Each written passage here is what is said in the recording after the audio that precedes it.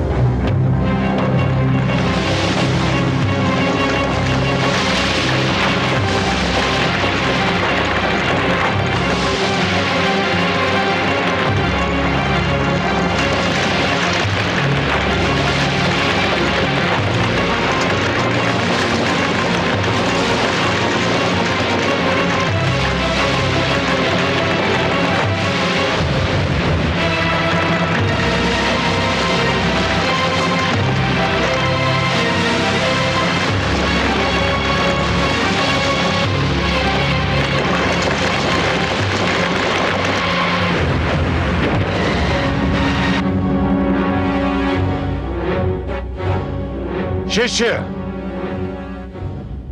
आज्ञा गुरुदेव। यज्ञशाला में अग्नि प्रज्वलित करो। जो आज्ञा गुरुदेव।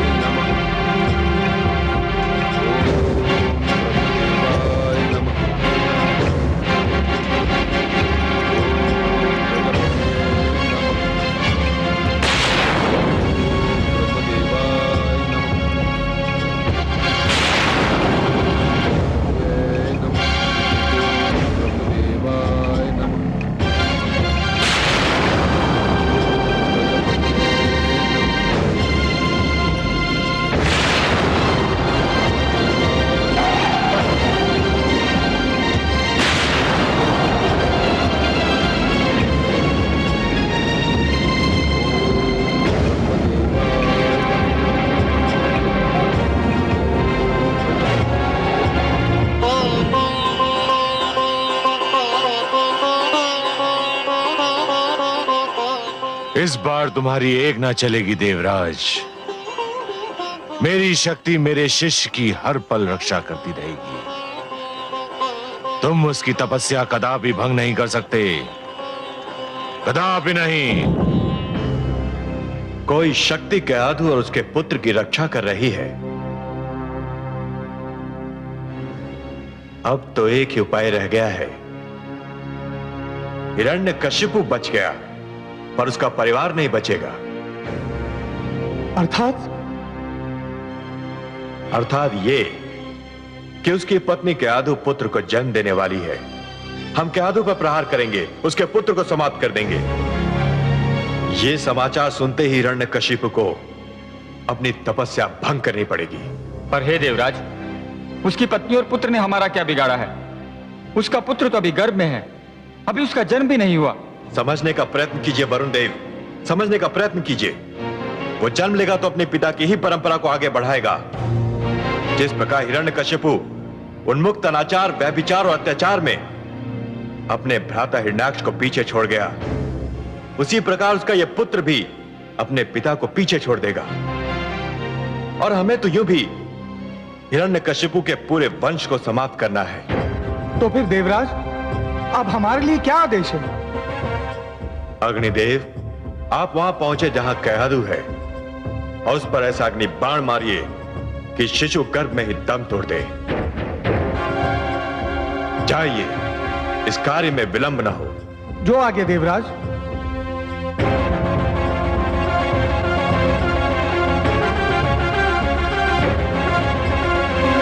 हे कमल नयन, ये तो बड़ा अनर्थ हो रहा है। माना कि असुर हिरण्यकशिपु मानसिक संतुलन खो बैठा है। उसने मानव लोक में आतंक फैला रखा है, परंतु इसके उत्तर में किसी बालक से जन्म लेने का अधिकार ही छीन लेना, किसी माता के गर्भ को छलनी कर देना तो घोर अन्याय है, अत्याचार है, नृशंसता है। मैं आपसे सर्वथा सहमत हूं महादेवी। अत्याचार का उत्तर अत्याचार से देना बिल्कुल वैसा ही है जैसे अग्नि को अग्नि से बुझाने का प्रयास करना। अत्याचार का दंड अवश्य देना चाहिए, पर केवल अत्याचारी को, पापी को, उसके परिवार के सदस्यों को नहीं। और ऐसे सदस्य को तो कदापि नहीं जिसने अभी जन्म ही न लिया हो, जिसे अपने पिता के पाप का ज्ञान ही न हो। हे कमल नयन, मेरी समझ में नहीं आ रहा कि मैं क्या करूं। एक और कयाधु की कोख में पलते बालक को लेकर मैं चिंतित हूं, तो दूसरी ओर निर्दोष मानवों पर हो रहे अत्याचार को देखकर मैं व्याकुल हूं। मैं आपका दुख समझता हूं महादेवी। यदि ऐसी स्थिति बन जाए कि दो परस्पर विरोधी गुटों की लड़ाई में दोनों ही पक्षों के केवल निर्दोष और असहाय तत्व ही अत्याचार और आतंक के लक्ष्य बन जाएं, तो हर उदार मन तड़प उठता है। फिर आपके पास तो मां का हृदय है। हिरण्यकशिपु और देवराज दोनों ही अनुचित कार्य कर रहे हैं और उन्हें एक साथ केवल आप ही रोक सकते हैं। देवराज उस मां के गर्भ में पल रहे बालक को कुछ भी क्षति नहीं पहुंचा पाएंगे, मैं आपको यह वचन देता हूं। और हिरण्यकशिपु का आतंक, उसे आप नहीं रोकेंगे? उसने तो मानवों का श्वास लेना भी दुर्लभ कर रखा है। हे महादेवी, जिस प्रकार दीपक जिस अंधकार को मिटाता है, वो अंधकार उसी के नीचे जा छुपता है, उसी प्रकार कभी कभी सत्य को असत्य के नीचे और पुण्य को पाप के नीचे ही शरण मिलती है। एक पापी सत्य को संसार से मिटाने की धुन में यह भूल जाता है कि सत्य तो वहां भी पल सकता है जहां कभी उसने सोचा ही न था। कदाचित उसके अपने घर में। मैं समझी नहीं सर्वेश्वर। असुर राज हिरण्यकशिपु ने मेरा नाम लेने वालों को समाप्त करने का प्रण किया है। उसका दंड यह है महादेवी कि मेरा सबसे बड़ा नाम लेवा उसी के घर में जन्म लेगा, उसके अभिमान को स्वयं उसका रक्त ललकारेगा।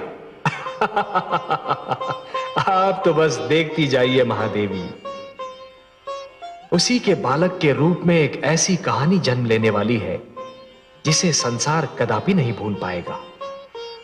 महादेवी, जिस प्रकार विष ही विष का अंत भी करता है, उसी प्रकार असुरों के आतंक का अंत असुर पुत्र ही करेगा। उस बालक की कयाधु के गर्भ में रक्षा और हिरण्यकशिपु के आतंक का अंत दोनों ही मेरे हाथों में है, और ये दोनों कार्य मैं करूंगा। आप तो रहस्यों के रहस्य हैं, भेदों के भेद। पर अब मुझे संतोष हो गया है कि आप मेरी सारी चिंताएं अवश्य दूर कर देंगे।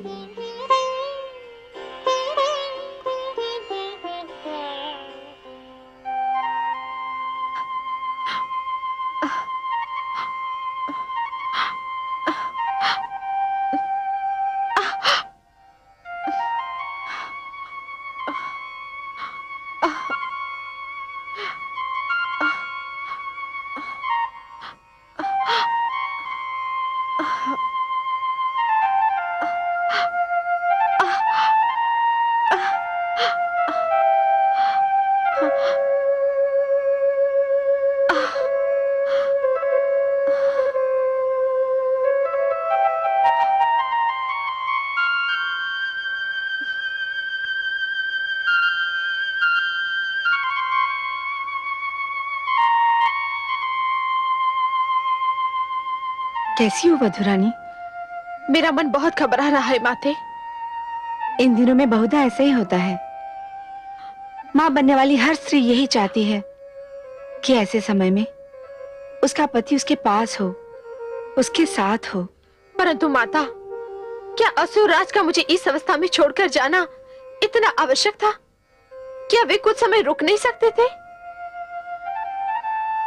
इच्छा तो मेरी भी यही थी कि इस समय हिरण्यकशिपु तुम्हारे पास होता, परंतु होनी को कौन रोक सकता है वधुरानी? पुत्र हिरण्याक्ष के वध के शोक ने पुत्र हिरण्यकशिपु की कुछ और सोचने समझने की शक्ति को समाप्त कर दिया है। परंतु तुम चिंतित क्यों होती हो? तुम अकेली नहीं हो, मैं हूं ना तुम्हारे साथ। तुम्हें भयभीत होने की कोई आवश्यकता नहीं। तुम पर कोई विपदा नहीं आ सकती। माते, न जाने क्या होने वाला है। मुझे बहुत ही भय लग रहा है। धीरज रखो वधुरानी, अब तुम विश्राम करो।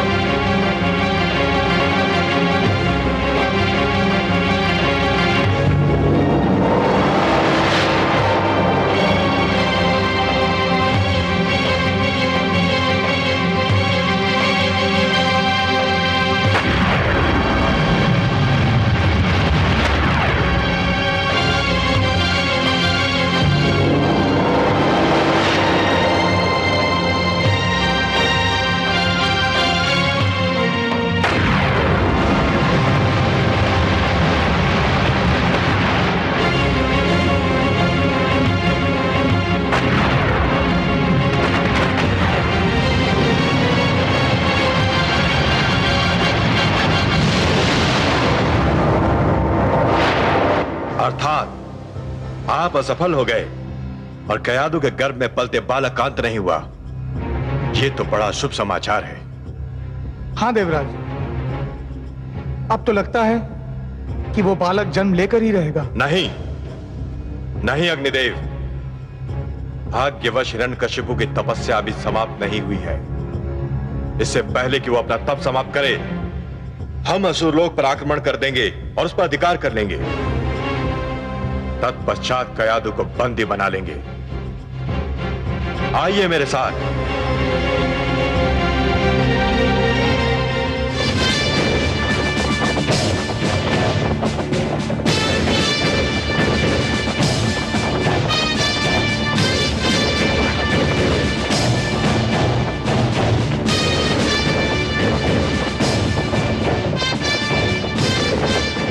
सारथी रथ रोको।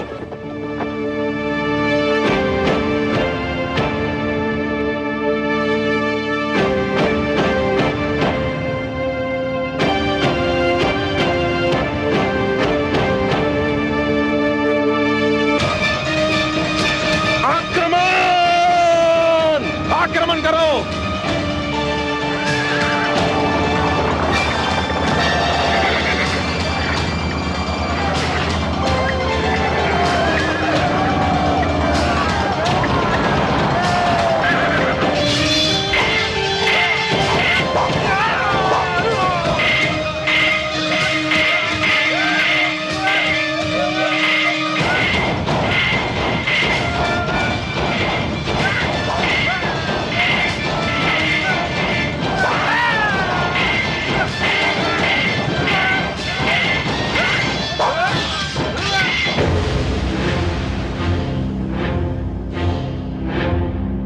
रुक जाओ, ये महारानी कयादू का कक्ष है।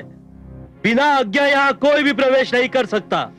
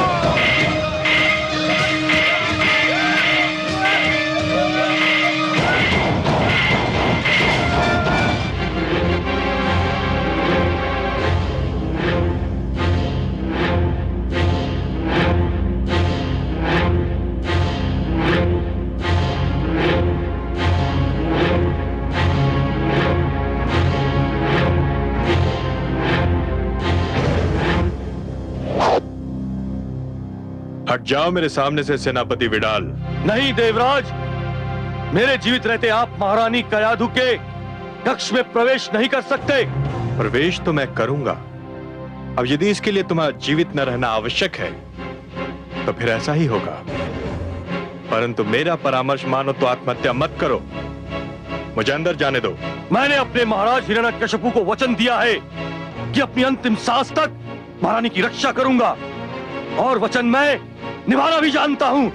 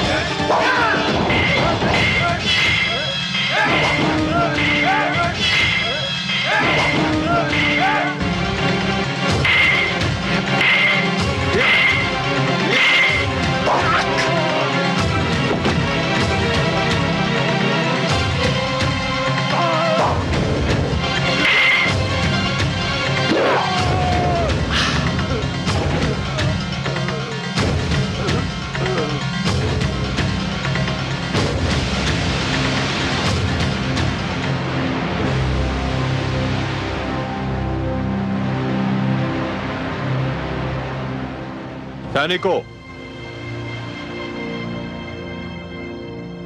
संपूर्ण असुरलोक को पूरी तरह तहस नहस कर दो, कुछ भी बचने न पाए। मैं महारानी कयाधु के कक्ष की ओर जा रहा हूं। ध्यान पूर्वक मेरे आदेश का विलंब पालन हो। जाओ।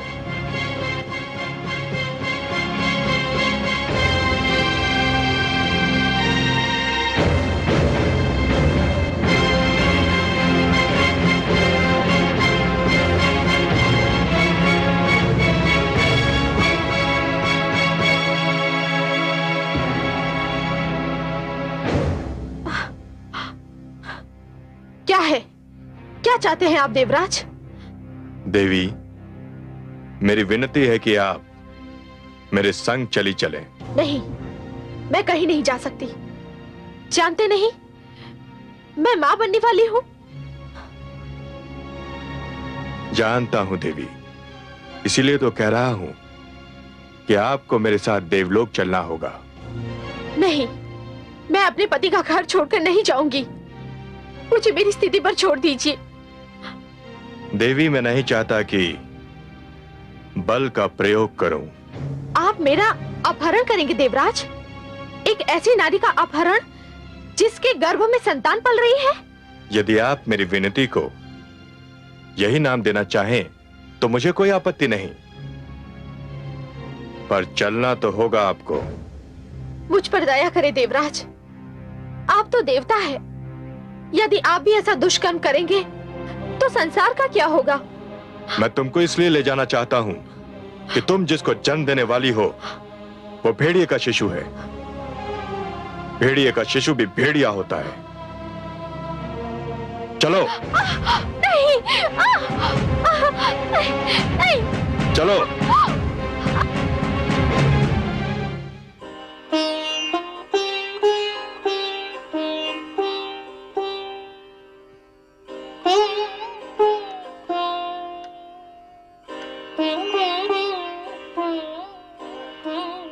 मैं आपका दुख समझ रहा हूं प्रिय। मुझे देवराज से ये आशा न थी। एक अबला से ये व्यवहार, और अबला भी वो जो मां बनने वाली है। मैं स्वयं भी बहुत दुखी हूं प्रिय, बहुत दुखी। नारी का अपहरण, फिर चाहे कोई भी कारण क्यों ना हो, कोई भी स्थिति क्यों ना हो, फिर चाहे कोई नीति या कूटनीति का अंश ही क्यों ना हो, परंतु एक महान पाप है, एक अक्षम्य अपराध है। और यदि ये पाप या अपराध देवगण ही करने लगे तब तो फिर अंधेर है। देवता मानव के आदर्श है, और यदि देवता ही दुराचार करने लगे तो मानव किसका अनुसरण करेगा? कयाधु को बचाइए देवेश्वर, कयाधु को बचाइए। नहीं, चलो। नहीं, नहीं, नहीं। आओ, आओ मेरे साथ। आओ मेरे साथ। नारायण नारायण। क्षमा करें देवराज, मैं कदाचित अनुचित समय पर आ गया। आप ये जो महान कार्य कर रहे हैं, इसमें संभवतः मैंने बाधा डाल दी। मुझे इसका खेद है। आप व्यंग कर रहे हैं देवर्षि। मुझ में इतना साहस कहां देवराज कि मैं आप जैसे महान व्यक्तित्व पर व्यंग करूं। आप देवताओं के राजा हैं, सबको चरित्रवान बनने, सत्य मार्ग पर चलने के उपाय बताते हैं। आप पर तो वही व्यक्ति व्यंग कर सकता है जिसे अपने प्राणों की चिंता न हो। पर मैं क्या पूछ सकता हूं देवराज कि ये आप क्या कर रहे हैं और क्यों कर रहे हैं? इस नारी के गर्भ में एक पुत्र पल रहा है। यह मां बनने वाली है। यह कोई नया समाचार नहीं है देवराज। हर स्त्री विवाह के उपरांत कभी शीघ्र कभी देरी से मां तो बनती ही है। जानता हूं देवर्षि, पर इसके गर्भ में हिरण्यकशिपु जैसे अत्याचारी का पुत्र है। पुत्र तो पुत्र ही होता है देवराज, वह चाहे सदाचारी का हो चाहे अत्याचारी का। पर आप इस नारी का करेंगे क्या देवराज? इसको बंदी बनाकर रखूंगा और जब ये पुत्र को जन्म देगी तो उसका वध कर दूंगा। इसलिए देवराज, क्योंकि यदि मैं आपको बधाई दूं तो इसका अर्थ यह होगा कि मैं आप में और हिरण्याक्ष में कोई अंतर नहीं समझता। उसने भी एक नारी धरती का अपहरण किया था। और यदि मैं शोक प्रकट करूं तो कहीं आप रुष्ट न हो जाएं। वैसे देवराज, आपने अग्निदेव को भेजकर कयाधु के गर्भ में पलने वाले बालक का वध करना चाहा था। उस अभियान का क्या हुआ? वो अभियान असफल हो गया। क्यों? कैसे असफल हो गया? किसी शक्ति ने उसकी रक्षा की थी। नारायण नारायण। तो आपको विश्वास है देवराज कि जिस शक्ति ने इस बालक के जन्म लेने से पहले उसकी रक्षा की थी, वह इसके जन्म लेने के उपरांत उसकी रक्षा नहीं कर पाएगी। आप कहना क्या चाहते हैं देवर्षि?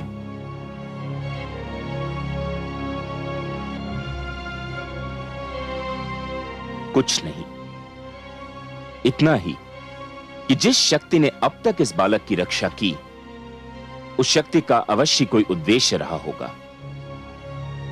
हो सकता है एक ऐसे बालक का जन्म हो जो असुरों का इतिहास ही बदल दे, उनकी नीतियां बदल दे। मेरा परामर्श स्वीकार करें देवराज, इस अबला को छोड़ दें। नारी का अपहरण एक घिनौना और एक अप्रिय कार्य है, फिर वह कार्य देवता के ही हाथों क्यों न हुआ हो। आप जिनको प्रसन्न करने के लिए यह कार्य कर रहे हैं, उन्हें कोई प्रसन्नता नहीं होगी। छोड़ दीजिए इस अबला को।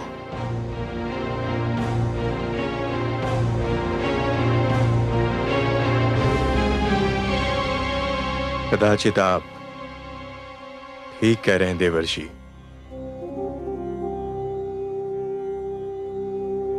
क्रोध की भावना मुझसे एक अनुचित कार्य करवा रही थी। आपको धन्यवाद कि आपने मेरा मार्गदर्शन कर दिया। सत्य है कि आप महानतम मार्गदर्शक हैं। देवी, मैं आपसे क्षमा मांगता हूं। जाइए, अब आप मुक्त हैं। पर मैं कहां जाऊं देवराज? आपने तो समस्त असुर लोक को तहस नहस कर दिया है। आप इसकी चिंता ना करें देवी, मेरी कुटिया किस दिन काम आएगी। वहां राजभवन जैसा सुख तो नहीं, पर आपकी रक्षा मेरा उत्तरदायित्व होगा। आइए, बालक के जन्म तक आप मेरी कुटिया में पधारें। आइए, चलिए।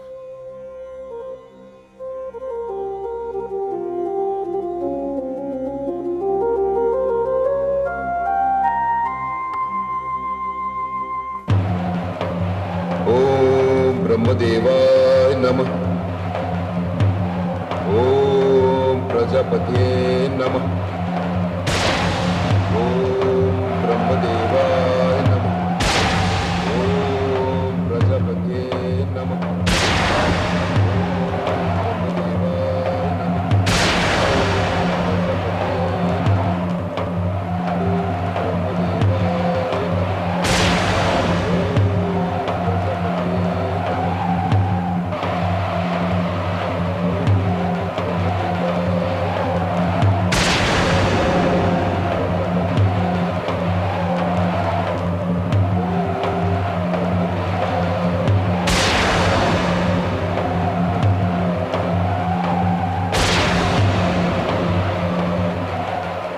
हिरण्यकशिपु मुझे पुकार रहा है। मैं क्या करूं? जाऊं या न जाऊं? नहीं जाता हूं तो मुझ पर दोष लगेगा कि मैं अपने भक्तों की पुकार नहीं सुनता। जाऊं तो वो जाने मुझसे क्या वरदान मांगे। मैं भली भांति जानता हूं वो मुझसे जो भी मांगेगा उसका प्रयोग देवताओं के विरुद्ध ही करेगा, पर मैं उसकी अनसुनी भी तो नहीं कर सकता।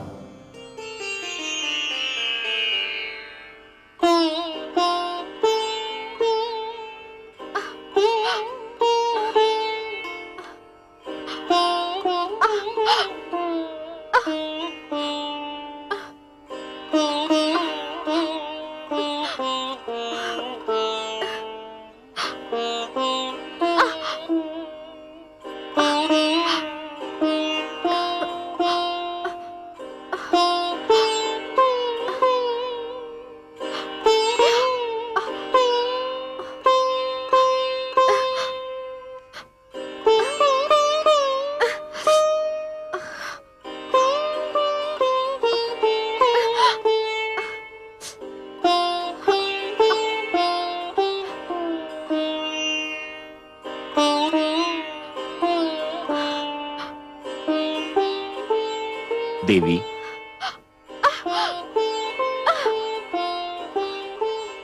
देवी ये दूध पी लें और कुछ फल ग्रहण कर लें। नहीं देवर्षि, मेरा मन कुछ भी खाने पीने को नहीं कर रहा है। देवी, मैं जानता हूं कि आप जिस अवस्था में हैं, उस अवस्था में हर स्त्री यही चाहती है कि वो अपने घर पर हो, अपनों के साथ हो। पर आप मेरी इस कुटिया को अपना ही घर समझें और मुझे भी अपना ही समझिए। ये दूध पी लीजिए। धन्यवाद देवर्षि, आपने मुझे बचाकर और मुझे यहाँ लाकर मुझ पर जो उपकार किया है उसे मैं कभी नहीं भुला पाऊंगी। परंतु वास्तव में मुझे भूख नहीं लग रही है। मैं जानता हूं देवी, आप जिस अवस्था में हैं उसमें बहुता भूख मर जाती है, किंतु गर्भवती स्त्री को अपने स्वास्थ्य का ध्यान रखना चाहिए। इस अवस्था में आहार केवल स्त्री के लिए नहीं होता है, ये आहार उसके गर्भ में पल रहे शिशु के लिए भी होता है। ये उन दोनों को शक्ति देता है, बल देता है। लीजिए देवी, पहले आप ये दूध पी लें और फिर फल ग्रहण कर लें।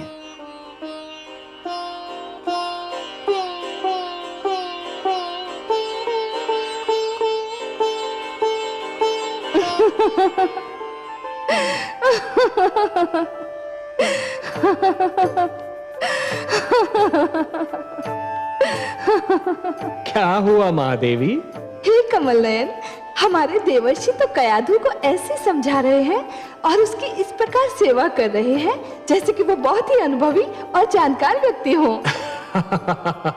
विराजिए, महादेवी देवर्षि जो कर रहे हैं उसका संबंध अनुभव और ज्ञान से नहीं है, प्रेम और सहानुभूति की भावना से है। कोई भी यदि जीवन से प्रेम करने लगे, मन में प्राणियों के प्रति सहानुभूति की भावना रखे, तो प्रकृति आप ही सब कुछ सिखा देती है, सब कुछ समझा देती है। यदि मन में एक दूसरे के प्रति प्रेम, सद्भावना और सहानुभूति जागे, तो ज्ञान का मार्ग खुल जाता है। प्रेम के 2.5 अक्षर, परंतु ज्ञान के सबसे महान भंडार हैं। मुझे ये आश्चर्य हो रहा है कि देवर्षि ये सब जानते हैं कि गर्भावस्था नारी के जीवन की वो अवस्था है जिसमें उसे सदैव अच्छा बोलना चाहिए, अच्छा सोचना चाहिए, अच्छा आहार ग्रहण करना चाहिए और अच्छी वस्तुओं का ध्यान करना चाहिए। इस अवस्था में ये सब बातें नितांत आवश्यक है। ये तो वो जानते ही हैं, पर कुछ और भी जानते हैं। और क्या जानते हैं देवर्षि? देवर्षि ये जानते हैं कि गर्भावस्था में नारी के गर्भ में पल रहा शिशु जीवित और सचेत होता है। माता जो देखती है, जो सुनती है, शिशु उससे अवगत रहता है, प्रभावित होता है।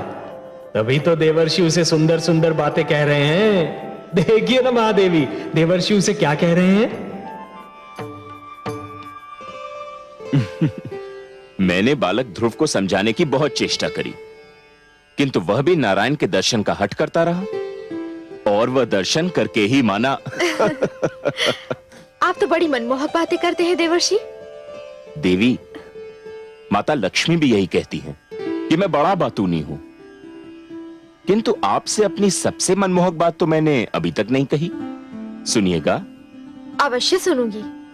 आपकी तो एक एक बात मेरे कानों से होकर मेरे मन में उतर जाती है। क्या है आपकी सबसे मनमोहक बात?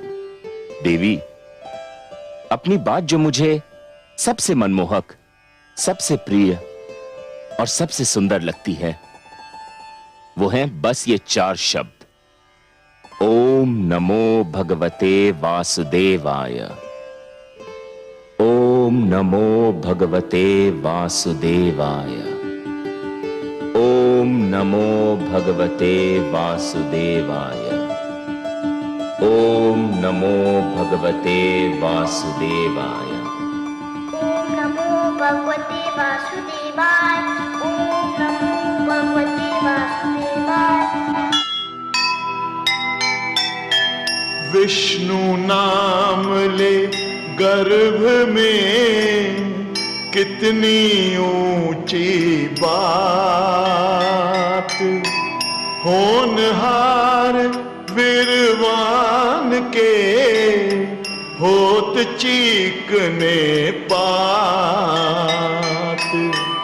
हे माता तू धन्य है और धन्य संतान,